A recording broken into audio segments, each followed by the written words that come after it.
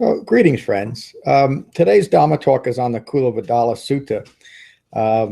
This is a sutta where one of the senior nuns in the Buddhist Sangha, teaches her husband, who's also a part of the Sangha. It's a very interesting sutta for a few reasons, but the main one is to see the status that a nun had during the Buddha's time. There's a lot of misinformation about the status of women in the Buddhist Sangha, and most of it is simply wrong. And this is a good example of the importance of nuns in the early Sangha. This is a teaching presented by the nun Dhammadinna to her former husband, who was also a member of the Sangha. The Buddha praised Dhammadinna as one of the most knowledgeable nuns of the Sangha. So this is another example of the importance of women in the early monastic tradition. Visakha, the questioner, is also well established in the Dhamma and is seeking clarity from his former wife. Visakha is seeking clarity on anatta and how anatta continually establishes itself through clinging to all phenomena. Anatta is the word used to describe what is commonly believed to be a self, that the Buddha teaches is not a self. And what that simply means is that what the views that we hold to constitute a self do not represent a self, and they should be abandoned. And you could say that that's the essence of the Buddha's teaching. He never taught that there's no such thing as a self. He simply taught that what we commonly see as a self is rooted in wrong views, and that we should recognize and abandon those views. And that's exactly what Dhammadinna teaches here. Visakha questions Dhammadinna. Dhammadinna, what is self-identification as described by the Buddha?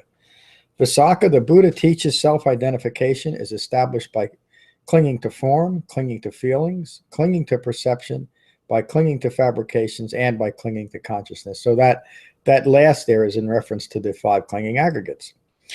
These 5 clinging aggregates are the self-identification taught by the Buddha. Anatta seeks to continually establish itself in every form, feeling, perception, mental fabrication, indeed in every thought. Misunderstanding anatta to mean no self and to minimize the importance of understanding anatta, by misapplying emptiness to anatta negates the Buddha's teachings. In this sutta, anatta is presented in a clear and direct way as a central understanding to be developed.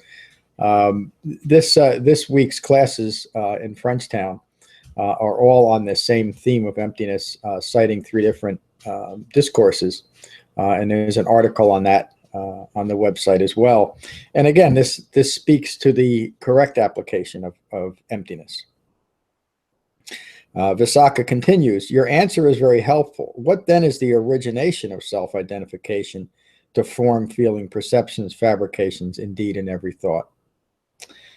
Dhammadinna answers, it is craving, Visakha, that brings continual establishment of anatta, craving born of clinging, accompanied by passion and by delight, craving for sensual pleasure, craving for continued establishment in this world and other realms. This is the origination of self-identification as taught by the Buddha. In the Culavedalla Sutta, the lesser discourse on emptiness, the Buddha takes Ananda, his cousin, through these imaginary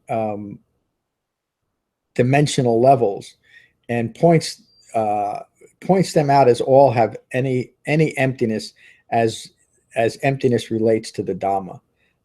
That's another important sutta, and it's what Dhammadinna is referring to here.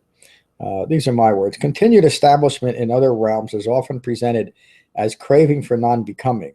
This is part of a doctrine of self that seeks to establish anatta as a soul that migrates through endless life and death cycles, maintaining the identity of the current self-identification. Another example of craving for non-becoming is attempting to establish an inherent Buddha nature in a type of Buddhist heaven or in a conceptual environment of emptiness.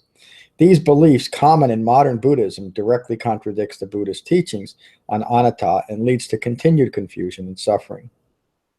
Visakha then asks his ex-wife, what then is the cessation of self-identification? How do you get to that point? The renunciation and remainderless fading away of the very craving born of clinging that originates the continual establishment of anatta. This is the cessation of self-identification as taught by the Buddha.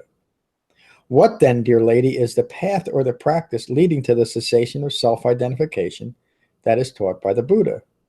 Friend Visakha, it is precisely the noble eightfold path of right view, right intention, right speech, right action, right livelihood, right effort, right mindfulness, and right meditation that the Buddha teaches to develop the virtue, the concentration, and the wisdom required to abandon self-identification, to abandon clinging. So again, it's clinging to self-referential views that are themselves rooted in ignorance. Remember that the Buddha awakened to dependent origination that states, from ignorance of Four Noble Truths through 12 observable causative links, all manner of suffering arises. So it is that clinging that is rooted in that initial ignorance that continues suffering. So recognizing and abandoning craving and clinging is the key to developing awakening. Visakha continues with his questions. Is clinging the same as the five clinging aggregates? This is a very interesting answer. Clinging is not the same as the five clinging aggregates, Visakha, nor is it separate. It is the nature of five clinging aggregates to cling. It is the function of the five clinging aggregates to cling. It is the nature of anatta to cling.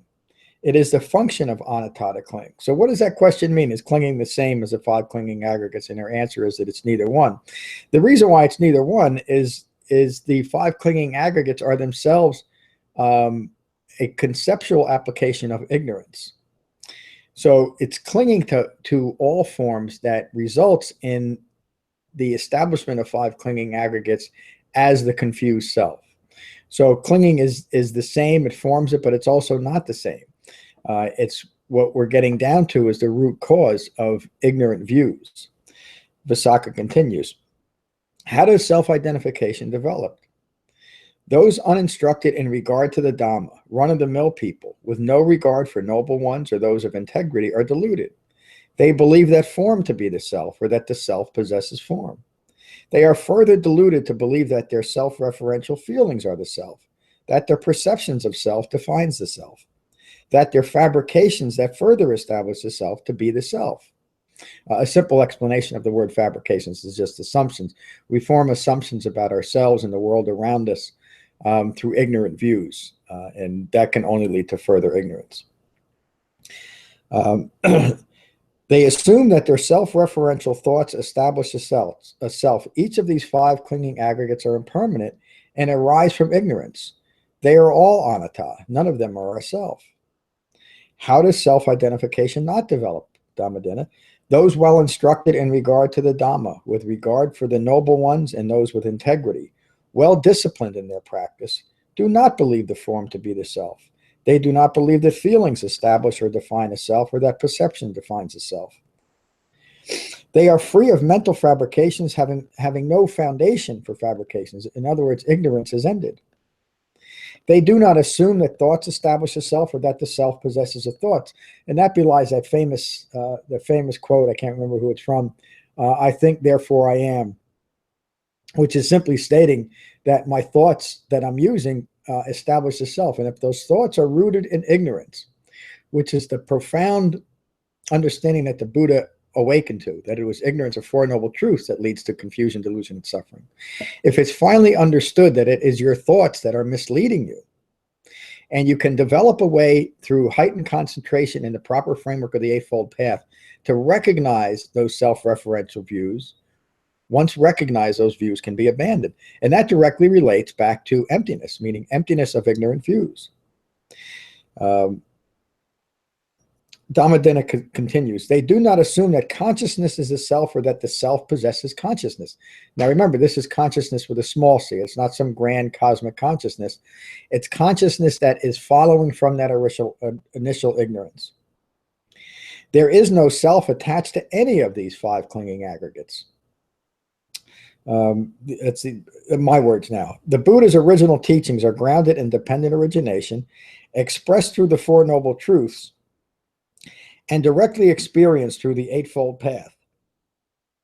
Dependent origination shows that from ignorance to 12 observable causative links, confusion and delusion develops.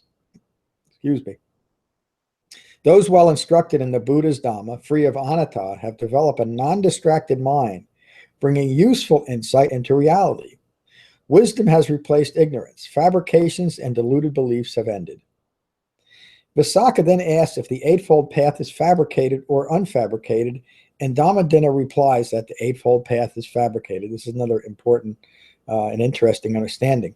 The Eightfold Path is fabricated, arising from form, feelings, and perceptions, as it is a teaching developed within the sphere of impermanent phenomenal world. In other words, it's applicable to the situation that all human beings find themselves in that confused state.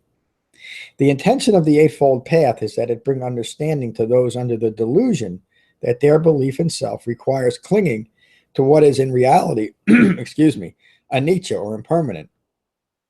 The Eightfold Path is a path of skillful means to developing the unfabricated quality of mind of release from clinging.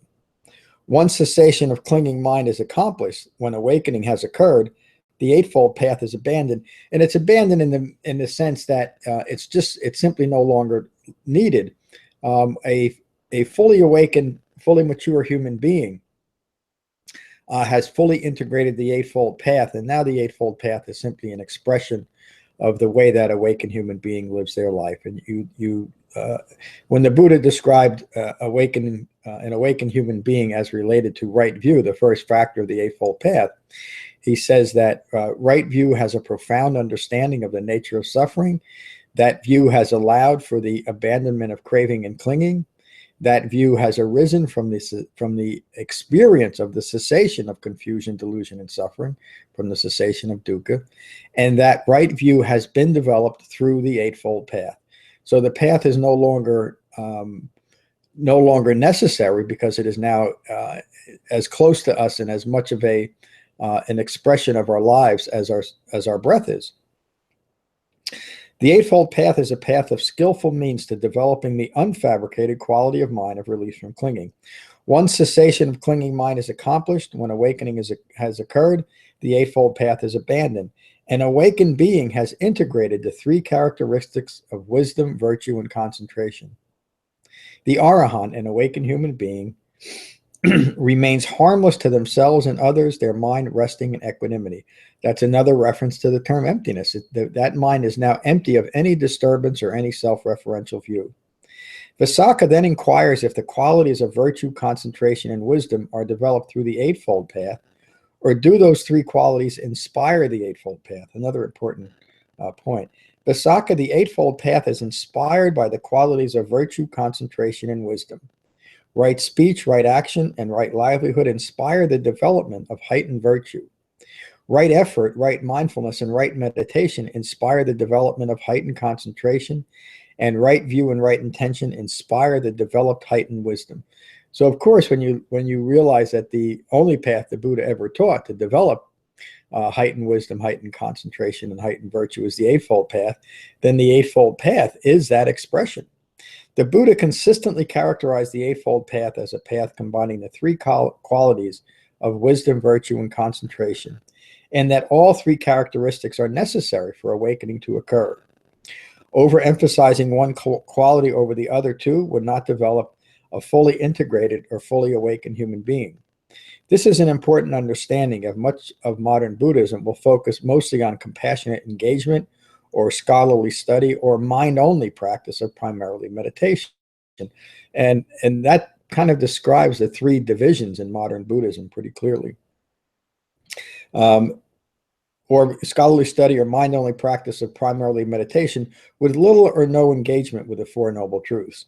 This sutta brings to mind the actual path the Buddha taught as the path to awakening.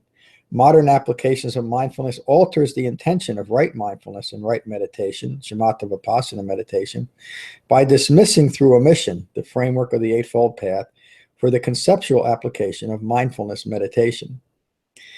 Visakha continues, what is concentration and what is the framework for right concentration? What are the requisites and how is it developed? Dhammadinna continues, samadhi, non-distraction, is concentration. The framework for right concentration is the four foundations of mindfulness: being mindful of the breath in the body, being mindful of feelings arising and fading away, being mindful of thoughts arising and fading away, and being mindful of the present quality of mind. Right effort provides the requisite for right concentration. You should always endeavor with skillful desire and persistence for the non-arising of unskillful qualities, and to abandon unskillful qualities that have yet arisen. And Visakha, always endeavor with great desire and persistence to generate skillful qualities that have yet arisen, and to maintain skillful qualities that have arisen. Visakha asks Dhammadinna, what are fabrications, dear lady? Dhammadinna, there are three fabrications: bodily fabrications, verbal fabrications, and mental fabrications. In and out breaths are bodily fabrications, as breaths are generated from the clinging aggregate of form. Feelings and perceptions are mental fabrications, as they are generated by the clinging aggregates of feelings and perceptions. Now, Dhammadinna is replying to Visakha in his unawakened state and subject to the ignorant fabrications of identifying as five clinging aggregates: form, feeling, perceptions, mental fabrications, and the resulting ignorant consciousness. Condition and discursive thought and evaluation are verbal fabrications, as they are generated from the clinging aggregate of consciousness. How then does the attainment of cessation of feelings and perceptions develop? Dhammadinna answers, a well-informed person who has developed understanding through the Eightfold Path does not have a thought of attainment. Rather, their refined mind leads to the cessation of feelings and perceptions. Verbal fabrications cease, then bodily fabrications, and finally mental fabrications. This process directly relates to right speech and verbal fabrications, right action and bodily fabrications, and the three concentration factors in the cessation of mental fabrications. So again, Dhammadinna is simply tying in a very practical way the different aspects of the Eightfold Path. Mindfulness of right speech is often the initial insight into clinging conditioned mind, gained when developing understanding through engagement with the Eightfold Path.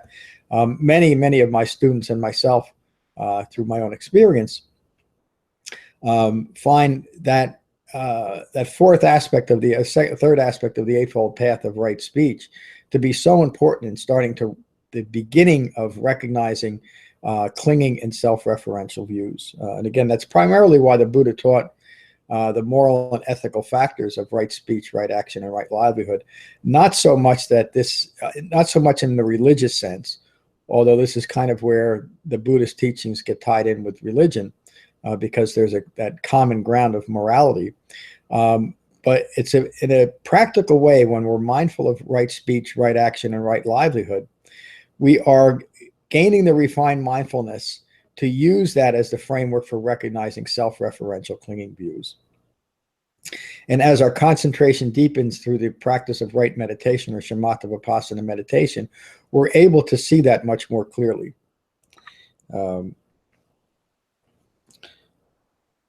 Dhammadinna continues, when a well-informed person emerges from the cessation of feelings and perceptions, they are empty of clinging. Again, referring back to the proper application of emptiness. They are empty of clinging, free of self-identification and conditioned mind. The well-informed person mind inclines towards seclusion and away from delight and entanglement with the world. The Buddha describes an awakened human being very simply as unbound from clinging, and the quality of mind of an awakened human being as calm. This may seem rather simplistic and mundane, but when seen within the context of the Four Noble Truths, it is clearly seen that the endless cycle of wandering through samsara, anatta, subject to continuous confusion and disappointment, has been brought to cessation. The remainder of a human life can be lived in lasting peace and happiness.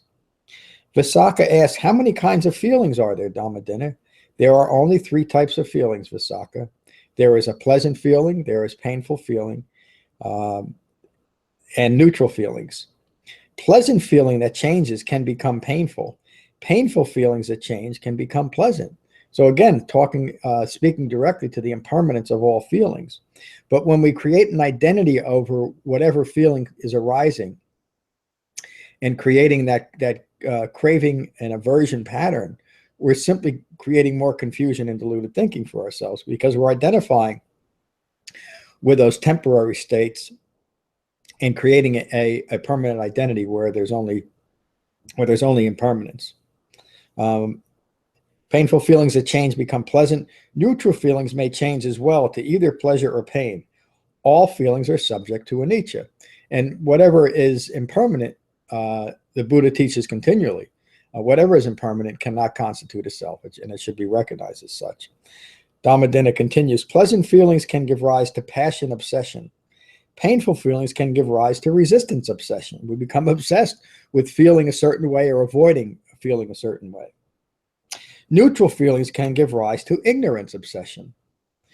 When a well-informed person is withdrawn from the obsession of sensual fulfillment and withdrawn from unskillful qualities through meditative absorption, they abandon passion and passion obsession. Yearning for final liberation, resistance obsession is abandoned. Deepening meditative absorption, ignorance obsession is abandoned. Visakha asks, dear lady, what then lies on the other side of ignorance? Clear knowing or true insight lies on the other side of ignorance. And Visakha, with clear knowing comes release from clinging. From release from clinging comes complete unbinding. Again, this is how the Buddha referred to an awakened human being unbound or released from clinging. As stated previously, unbinding from clinging, specifically clinging mind and the 5 clinging aggregates, is the stated purpose of the Buddha's teachings. The result is a life of lasting peace and happiness. When anatta, self-referential views, have been recognized and abandoned, lasting peace and happiness would be seen as the only realistic goal anyone could hope to develop. What else is there? We're living a human life. The Dhamma is not a way of escape from human life. It's a way of becoming fully mindful and fully immersed in our life as our life unfolds, without the need or the view that it be any different than what is occurring. When the ego personality is still clinging to a doctrine of self and still craving for continual establishment of its own deluded state, even lasting peace and happiness will not be enough to satisfy the craving of anatta. Modern Buddhism has accommodated the needs of anatta by providing vehicles for the ego personality to establish itself by presenting doctrines that include the notions of an inherent Buddha nature, awakening to Buddhahood, and even Buddhist heavens of various descriptions and requirements. There's a recent article on the website called Modern Buddhism, A Thicket of Views that gets into this in a little bit more detail.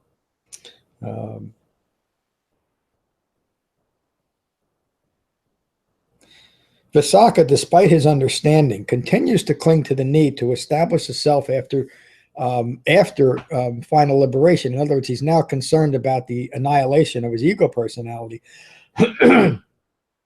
which is something that comes up often in Buddhism.